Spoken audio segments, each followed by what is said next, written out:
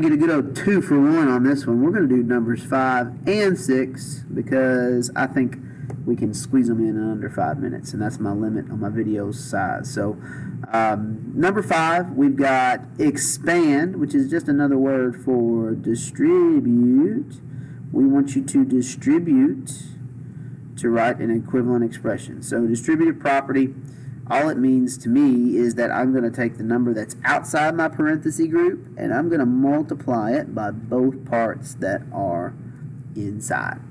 Now, lucky for you guys, you have a handy dandy calculator that can help you with some of this multiplication, because you got to do negative 1/4 multiplied by negative 8x.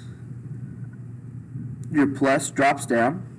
Negative 1/4 also needs to get multiplied by a 12y. Alright? So some of you that are like, I don't like multiplying by fractions, fractions scare me.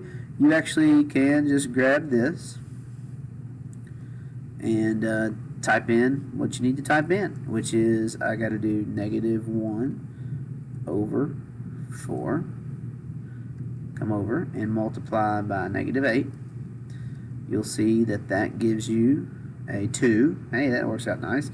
And then you also got to do negative 1/4 on the next part. They're multiplying it by a positive 12. And that's really just taking 12 and dividing by 4. So that's actually mental math there. So 12, not a 14. That gives me a negative 3. So 2 for that product and negative 3 for that one. So whenever I write my answer, since that came out positive, negative times a negative, and this one came out negative 3, there's my answer. 2x, I'm going to go ahead and write it as minus 3y. That's my answer for number 5. Okay. Now number 6 is having you do the opposite of distribute, which is factor. This is the reverse of the distributive property. The first thing you need to do is pick a number that goes into both 36a and 16. And my number of choice is a 4. You could have chosen a 2, but I like to choose the greatest common factor. Keep your symbol inside and ask yourself how many times that number goes into each, and the quotient will be what's left over. 4 will go into 36 9 times, and 4 will go into 16 4. And so that's a simple way to show factoring. You just got to pick your common factor on your own, which is your decision.